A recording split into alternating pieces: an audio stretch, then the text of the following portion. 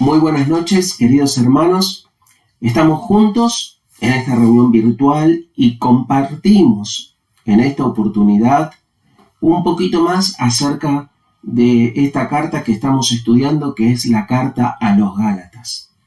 Recordarles que estuvimos mirando el miércoles pasado acerca de lo que Pablo tenía detrás de él al escribir esta carta, que en rigor es el primer libro que Pablo escribe. Y hablábamos el miércoles pasado acerca del respaldo que cada uno tenemos como hijos de Dios, ni más ni menos la misma persona de Jesucristo y de Dios el Padre.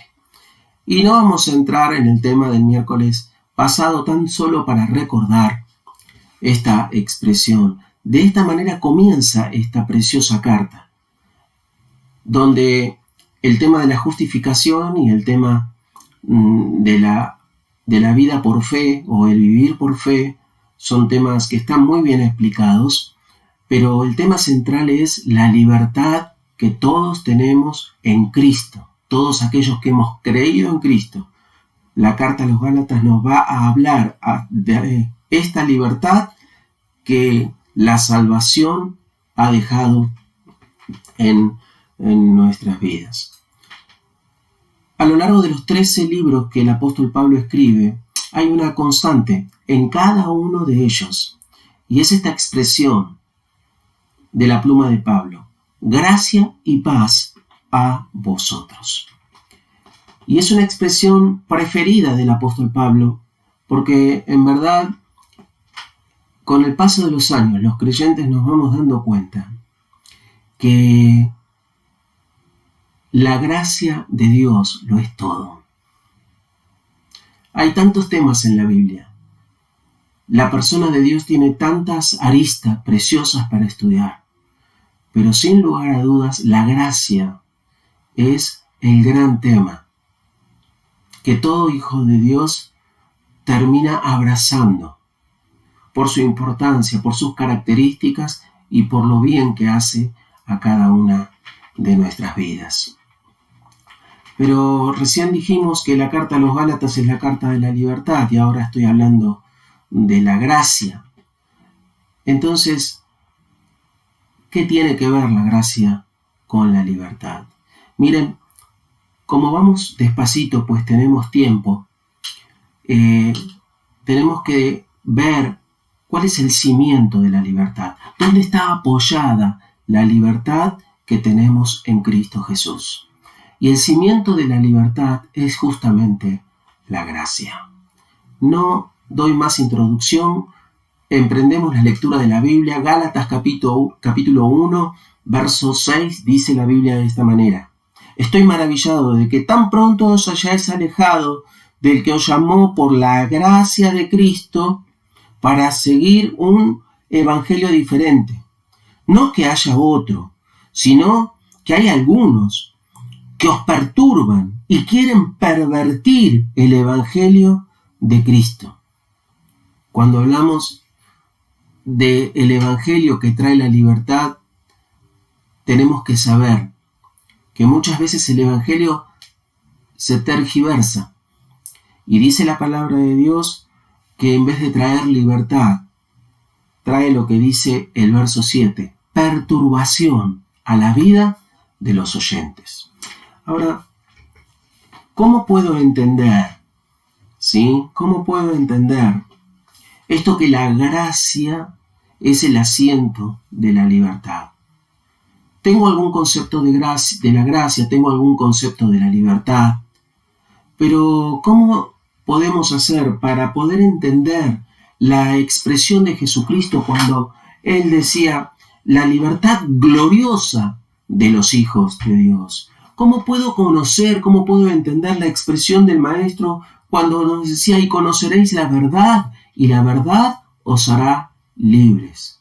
Entonces, para poder entender esto, en primera instancia vamos a sentar bases acerca de lo que es la gracia de Dios. ¿Por qué este tema? Porque en el verso 6 dice: ustedes, les dice Pablo, se alejaron de la gracia de Jesús. Se alejaron de la gracia de Jesús. ¿Es posible que alguien que haya recibido esta salvación tan grande, como dice la palabra de Dios, retroceda y se aleje de esta gracia que al final de cuentas es la base de la salvación, porque por gracia fuimos salvos, dice la Escritura? ¿Es posible? Claro que es posible. Y Pablo les está diciendo a los de Galacia, hermanos, ustedes se alejaron de esta gracia. Entonces vamos a sentar algunos cimientos acerca de la gracia de Dios que trae libertad a todo aquel que cree. Para eso vamos al Evangelio según San Juan, en el capítulo 1. Allí están los cimientos de la gracia de Dios. Y no voy a dar tiempo para que lo busquen, porque lo pueden hacer en casa y pueden detener el mensaje, leerlo y después continuar oyendo. Dice la palabra de Dios en San Juan capítulo 1, en el verso 14 de esta manera. Y aquel verbo fue hecho carne y habitó entre nosotros, y vimos su gloria, gloria como la del unigénito del Padre, lleno de gracia y de verdad. La impronta de Jesucristo estaba dada por su gloria, por su gracia y por la verdad que era su propia persona, su propio ser. Con esta impronta el Señor revoluciona el mundo. Ahora, dice el verso 16, porque de su plenitud tomamos todos gracia sobre gracia. La impronta de Jesucristo era su gloria, era su gracia, era su verdad, pero aquellos que estaban con él, aquellos 12, fueron golpeados, por así decirlo, fueron impactados por la gracia y por la verdad. Y dice la palabra de Dios, de su plenitud tomamos todos gracia sobre gracia. Alguien dijo que los creyentes tenemos que aprender a que cada día tenemos una porción nueva de la gracia de Dios. Así como la palabra de Dios nos dice que la misericordia se renueva todos los días, la gracia de Dios, ¿sí?, sobre cada uno de nosotros es así, se renueva todos los días. Hay una porción nueva de gracia para la vida. Y aquellos 12 llegaron a ser personas diferentes, porque no solamente vieron su gloria, sino que palparon, ¿sí?, gustaron, hicieron de la gracia de Dios un estilo de vida. Y pone el evangelista Juan en el verso 17 un cierre extraordinario acerca de esto. Pues la ley por medio de Moisés fue dada, pero la gracia y la verdad vinieron por Jesucristo.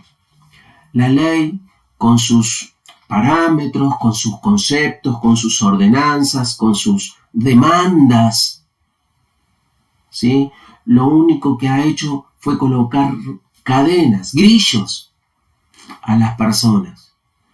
Dice el apóstol Pablo, su misma pluma, la ley es buena en sí misma, y claro que la ley es buena, porque la ley hace posible que yo me dé cuenta de que soy un pecador y como pecador merezco el castigo de Dios.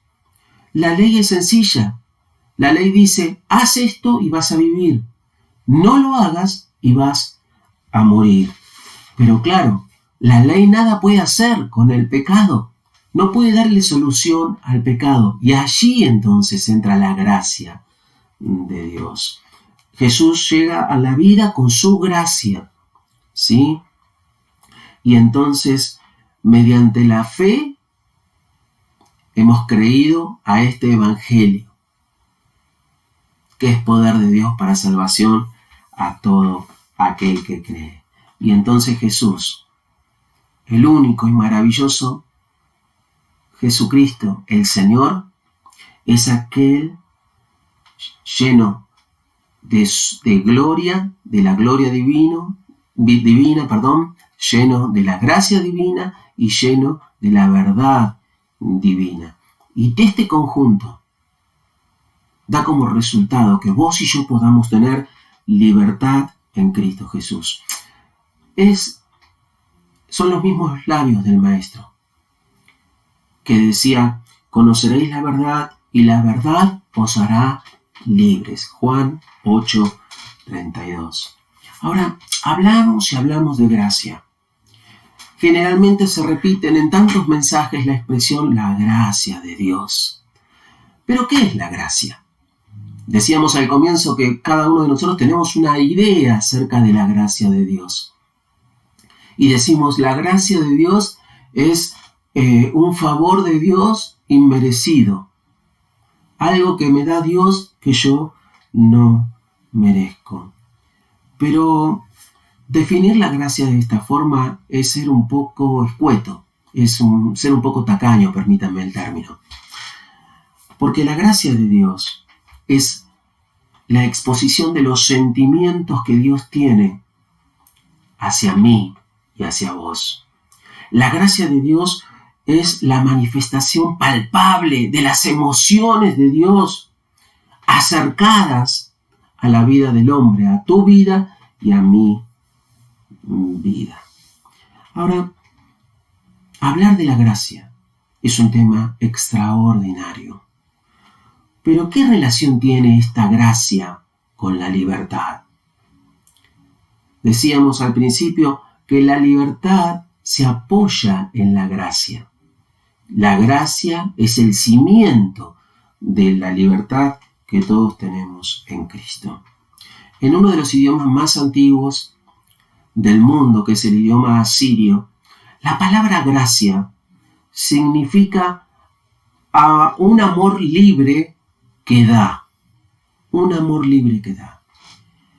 Cuando hablamos de la gracia de Dios, decimos que Dios, siendo libre, decide amar al hombre, a la mujer, otorgándole su gracia, acercándole su corazón, ¿sí? Mostrándole las emociones maravillosas que Dios tiene para con el hombre y para con la mujer, sobre todo para aquellos que hemos creído en Cristo Jesús. Para los que no han creído, el acercamiento para salvación. Los que ya hemos creído, disfrutar de los afectos de Dios, ¿sí? Del sentir del corazón de Dios hacia cada uno de nosotros. Ahora, todos sabemos que este evangelio que nos habla de la gracia, ¿sí?, de Dios, trae a la vida la salvación. La salvación trae un mensaje de justificación. ¿Te acordás, no? Justificación. Siendo yo culpable, ¿sí?, se decreta sobre mí el ser absolvido. No quiere decir que no sea pecador. No quiere decir que no sea culpable.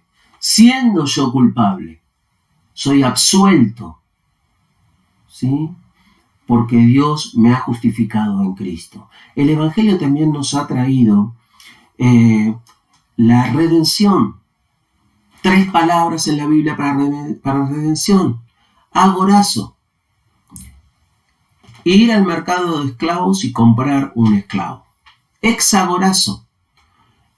Ir al mercado de esclavos, comprar un esclavo y sacarlo del mercado.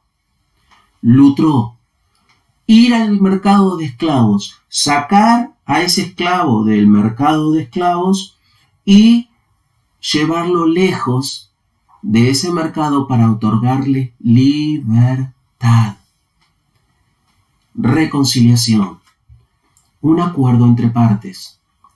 Y Dios, en su intento de corazón hacia tu vida y mi vida, fijó un punto en el cual Él y cada uno de nosotros pudiésemos encontrarnos. Y esa es la persona de Jesucristo. Así que este es el concepto del verdadero evangelio, ¿sí? El que predicó Pablo, el que se predica a lo largo de cada página de la Biblia, este verdadero evangelio, el cual o del cual aquellos hermanos que vivían en las tierras de Galacia se habían alejado. Jesús dijo allí en San Juan 8:36, y conoceréis la verdad, y la verdad os hará libres. La pregunta es, ¿libres de qué? Mira, decir que Dios nos ha librado de la muerte, del pecado, de la condenación, es hacer una síntesis muy amplia de la expresión y conoceréis la verdad y la verdad os hará libres. Mira, si vamos a reducir esta esfera, ¿sí? Acerca de, y teniendo, en cuenta esta expresión libres de qué, entonces tenemos que poner la mira en que al conocer la verdad, al conocer lo que Jesucristo hizo por mí, al conocer su persona, ¿sí? Al conocer de esta verdad ejerce una fuerza liberadora sobre la vida de cada uno de nosotros. ¿Libres de qué? Libres de nosotros mismos, de nuestros impulsos condenatorios que nos llevan a hacer lo que no conviene. Libres de la tiranía de las opiniones que los demás tienen de nosotros. Hoy lo llamamos bullying. Queridos, no podemos evitar que seamos víctimas de bullying, pero teniendo libertad en Cristo, ese bullying no me afecta, no me daña, no me lastima. Libertad de las marcas que ha dejado la vida a través de los años, marcas de acierto, marcas de fracaso, pero marcas al fin. Libres de esto, libres de poder aceptar a los demás, tal como los demás son, libres de dejar que los demás puedan ser como Dios ha querido que sean, y no estén condicionados a lo que nosotros pensamos que deberían ser. Esto también es libertad. Libres para perdonar y para perdonarnos a nosotros mismos. Libres para amar y para amarnos a nosotros mismos. Tantas cosas podríamos decir. Pero Jesús lo resume en esto: y conoceréis la verdad, y la verdad os hará libre. Y hay áreas de la vida de cada uno de nosotros, querido hermano en Cristo, que necesitan ser liberadas. Y no hay forma de liberación, sino es a través de la persona de Jesucristo. Ahora, Jesús dijo también esta expresión: si el Hijo os libertare, seréis verdaderamente libres. ¿Qué alcance tiene esta expresión? Si el Hijo os libertare, seréis verdaderamente libres. ¿Dónde ponemos la cota? ¿Dónde ponemos la línea de meta? Es infinita. Por eso este versículo es fantástico. ¡Fantástico! Si el Hijo os libertare, seréis verdaderamente libres. Porque la gracia no es solamente salvación. La gracia es un estilo de vida. Y Pablo enseña este evangelio. Y de repente las personas toman este evangelio, lo pervierten y lo que hacen es oprimir al pueblo de Dios. ¿Sí? Como si la obra de Cristo, el evangelio que se predica por gracia, no fuese suficiente. Y entonces los hombres toman, le colocan, le insertan al evangelio ciertas cosas que lo único que hacen es generar incomodidad en el pueblo de Dios. Opresión, como dice el verso 7 que hemos leído de Gálatas capítulo 1. Oprimen, ¿sí? Oprimen al pueblo de Dios. Por eso días más tarde, cuando Pablo escribe a los de Éfeso, les dice, no es por obras, para que nadie se pueda gloriar. Ahora, ¿corremos el riesgo en nuestros días que el Evangelio se pueda pervertir? Vos dirás, bueno, pasó allá porque la iglesia se estaba formando. No, hermano, la iglesia estaba formada. Pero si queremos creer esto, bueno, creámoslo. Pero la pregunta es, ¿se puede tergiversar el Evangelio hoy en nuestros días? Como se tergiversó en el tiempo que Pablo estaba escribiendo la carta a los Gálatas. Y bueno, la respuesta es sí. E inmediatamente surge la pregunta, ¿por qué? Y queridos, porque esta libertad que nos ha traído el Evangelio, la gracia de Dios, ha generado esta libertad. Hemos sido libertados por Dios. Ahora, cuando ejercemos la libertad, corremos el riesgo de cometer excesos en la libertad.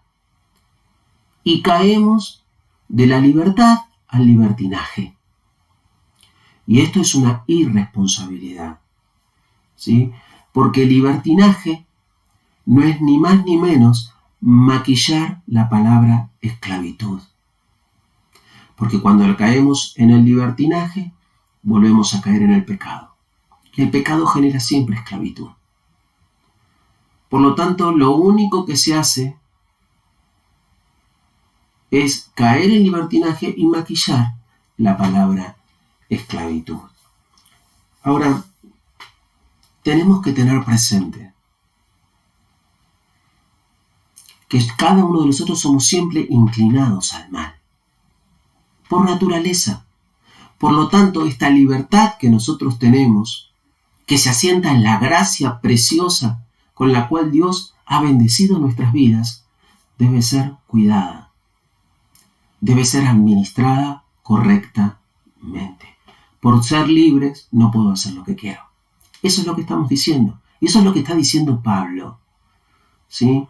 Ahora, justamente porque a veces se cometen excesos en la libertad, hay quienes pervierten el Evangelio. Hay iglesias que optan por el legalismo. Entonces, a esta libertad con que Cristo nos hizo libres, comienzan a colocarle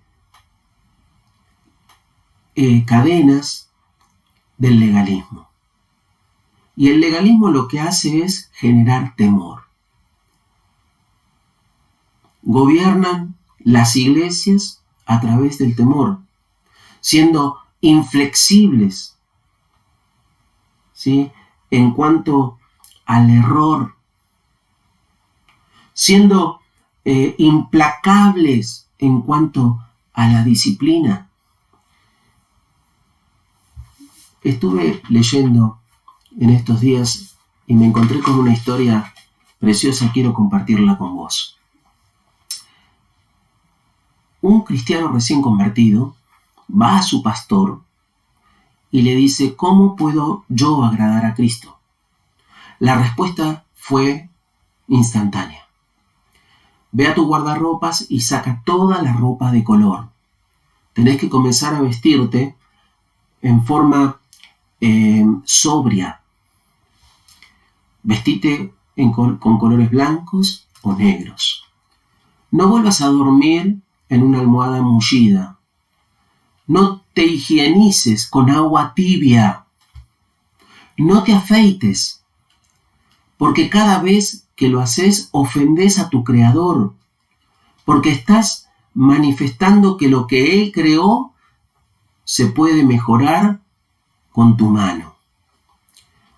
Había muchos más ítems, pero solamente comparto estos. ¿Te causa risa?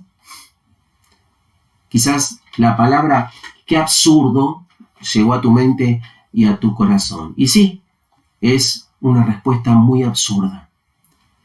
Pero sabes que esta historia es una historia real. Y esto se enseñaba en el año 300 en las iglesias cristianas. Y cada vez que un hombre recibía la gracia y la libertad en Cristo Jesús, recibía la salvación por el poder de la sangre de Cristo, comenzaban a dictaminarse normas de vivencias para poder manifestar que alguien era cristiano. Se pervierte el Evangelio, legalismos. Miren, cada uno de nosotros como pastores tenemos en el corazón y sabemos que nuestro deber es llevar a la iglesia a delicados pastos y a aguas frescas. Pero también sabemos que en este viaje existen riesgos. La libertad genera riesgos. Y vos me vas a decir, ¿cuáles son los riesgos, Marcos? Los riesgos están muy claros en el capítulo 6 del libro de Romanos. Allá en el verso 4, en el capítulo 6, la expresión es, la conocés, dice, ¿pecaremos para que la gracia abunde? No, dice el apóstol Pablo. Sigue abordando el tema y en el verso 15 dice, ¿pecaremos porque no estamos bajo la ley, sino bajo la gracia? De ninguna manera, dice el apóstol Pablo. Ahora, cuando nosotros meditamos en estas expresiones, vamos a ver que la primera expresión, ¿sí? Pecaremos para que la gracia abunde, está destinada a aquellos que habiendo creído en Cristo y siendo libres, todavía viven bajo la esclavitud del pecado. Y el apóstol Pablo le dice, ¿vamos a seguir pecando para que la gracia siga abundando? No. Y a partir del verso 1 hasta el verso 4 va a tocar este tema en el capítulo 6 de Romanos. Pero después vuelve a hacer la pregunta. Y la pregunta es, ¿pecaremos porque no estamos bajo la ley, sino bajo la gracia? De ninguna manera. Y esta pregunta está formulada a aquellos que, como decíamos antes, teniendo libertad, caen en el libertinaje. Y esto es una irresponsabilidad. No obstante eso, nuestra iglesia, nosotros, desechamos el legalismo. ¿Sí?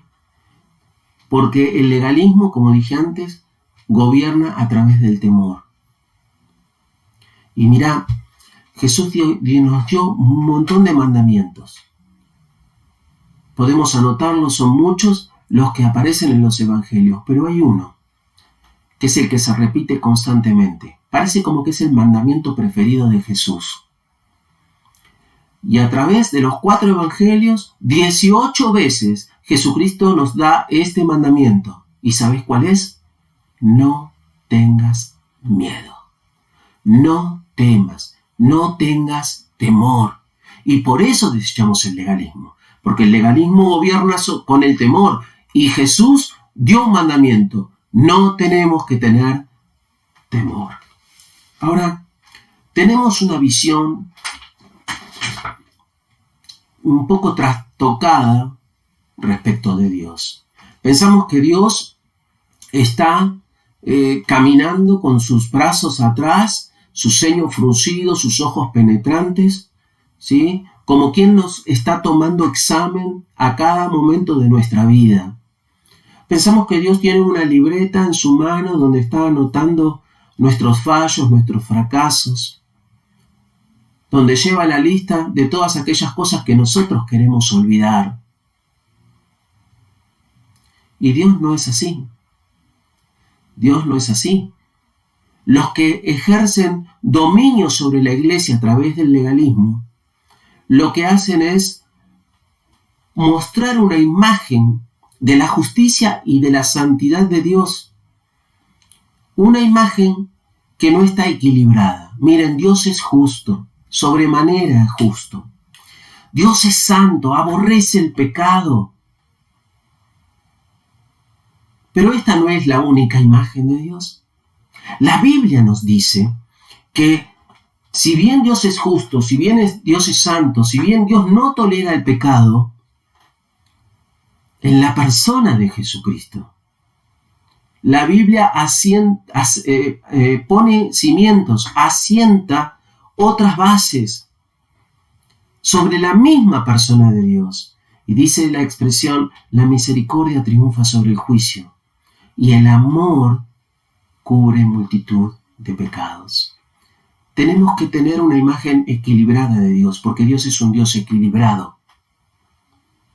Es sumamente santo, es sumamente justo, pero también es sumamente amoroso, es sumamente misericordioso, es sumamente generoso. Entonces, si nosotros tenemos una imagen equilibrada de Dios, vamos a conocer al Dios de la Biblia. Vamos a conocer y poder experimentar esta expresión que dice, y conoceréis la verdad, y la verdad os hará o los va a hacer libres. Ahora, hay otro concepto extraordinario que nos ha traído la gracia, y es el concepto de la libertad, y lo vuelvo a repetir. Y en esta libertad hay un punto que es maravilloso y quiero compartirlo en esta tarde con vos. Mira, Jesucristo fue aquel que hizo un pago total, único y completo, tocante a la deuda que vos y yo tenemos como pecadores.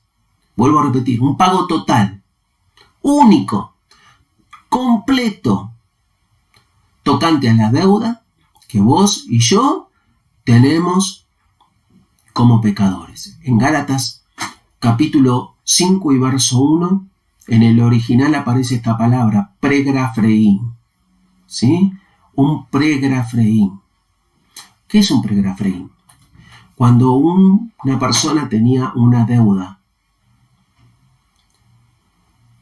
y estaban a punto de expropiarlo, venía el padre, saldaba la deuda y se colocaba un pregrafreín en el frente de la propiedad.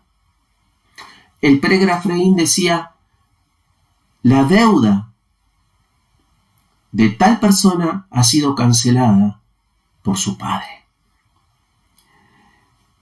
Jesucristo hizo esto. Es el pregrafreín de Dios. Y frente a tu deuda, a mi deuda impagable, frente a la cual únicamente estábamos esperando la ejecución de nuestra propia vida eterna, Jesucristo se presenta y Dios a través de él hace el pago. Y Dios presenta un pregrafreín. En tu vida y en mi vida hay un pregrafreín. No lo vemos, pero está. Y este pregrafreín dice que somos hijos de Dios. Y hay un sello allí debajo del pregrafreín. Y es el Espíritu Santo que mora en vos y en mí desde aquel día que hemos recibido a Cristo como Salvador. Jesucristo hizo el pago total, único, completo, de la deuda que vos y yo teníamos. Ahora fíjate lo que dice Gálatas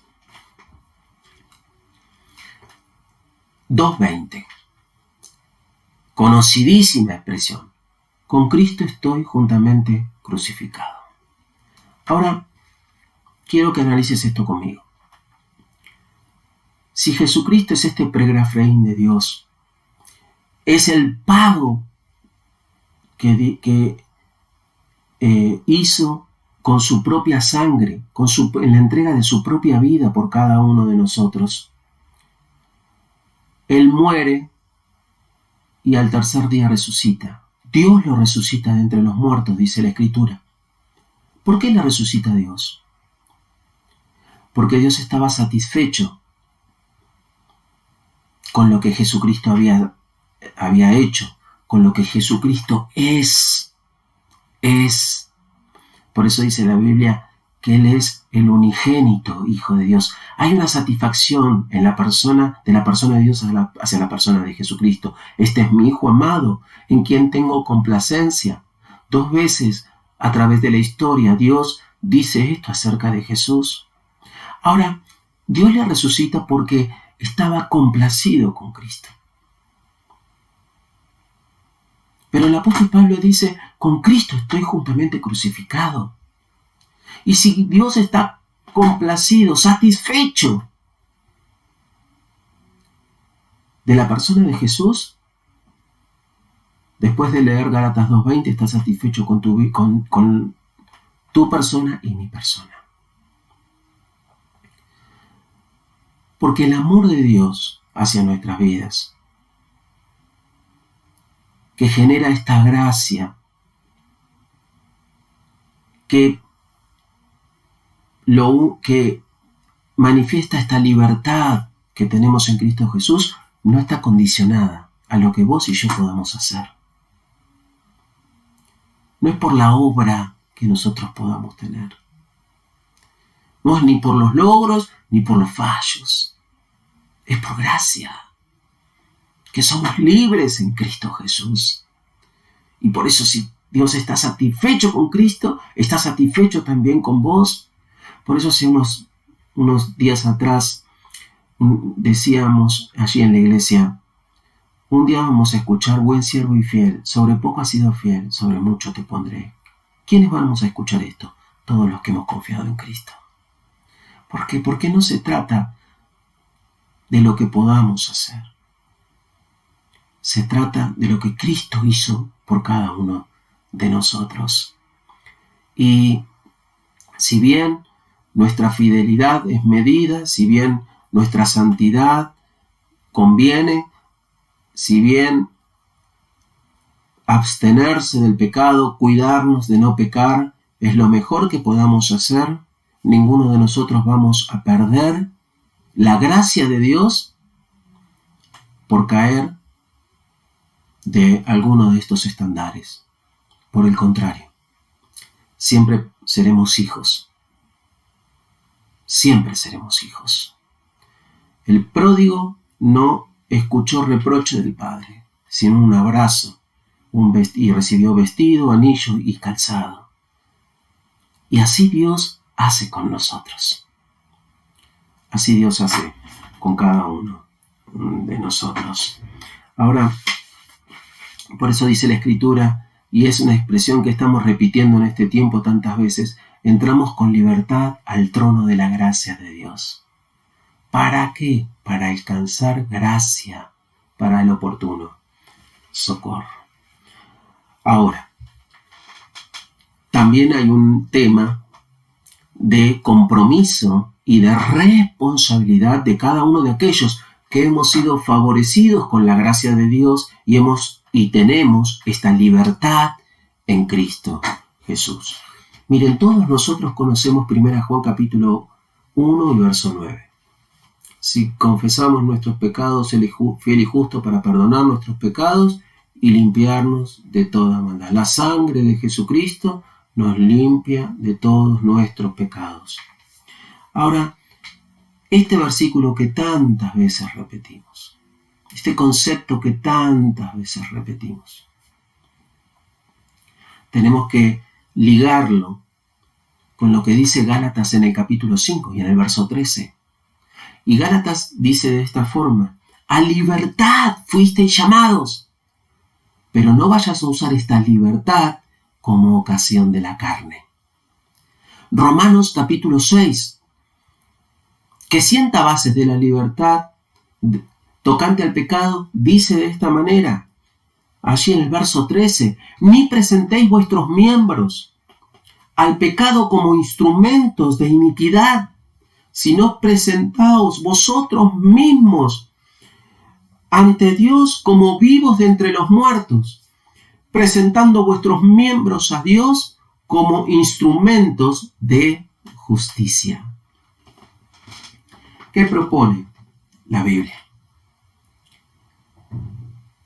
Que sepamos acerca de esta gracia que hemos recibido. Que vivamos con la libertad con que Cristo nos hizo libres, pero que seamos responsables en la administración de esta libertad. Porque Dios no nos ha librado para hacer lo que querramos. Nos ha librado para que podamos hacer lo que Él quiere que hagamos. Cuando no conocíamos a Jesús, no podíamos hacer lo que agradaba a Dios. Hoy tenemos la oportunidad, cada uno de nosotros, como seres individuales y como iglesia, de hacer la voluntad de Dios. Y dice la palabra de Dios que el gozo de Jehová es la fuerza que tiene la iglesia. El gozo de Jehová es vuestra fuerza, dice allí el sabio Salomón. Ahora termino con esto.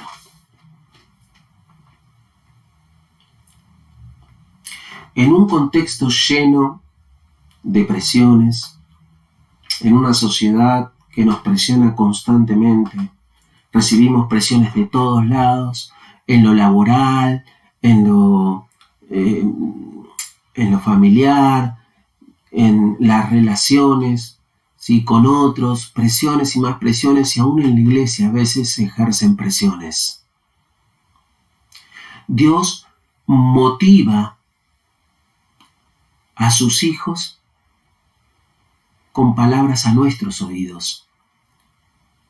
Y nos dice, no lo hagas por obligación, hacelo por amor de mi nombre. No lo hagas por obligación, hacelo por amor de mi nombre. Y me gustó una expresión que un pastor del siglo XVIII dejaba siempre a la iglesia la cual estaba pastoreando. Y esta expresión era cortita y decía, amá a Dios y después hacé lo que quieras. Amá a Dios con todo tu corazón y después hacé lo que quieras. Y Dios sigue diciendo, no lo hagas por obligación, hacelo por amor de mi nombre. A Él sea la gloria. Este es uno de los objetivos a los cuales la iglesia en la cual nos congregamos, la cual formamos esta iglesia local, perseguimos. Hacerlo por amor al nombre del Señor. La bendición de Dios para tu vida.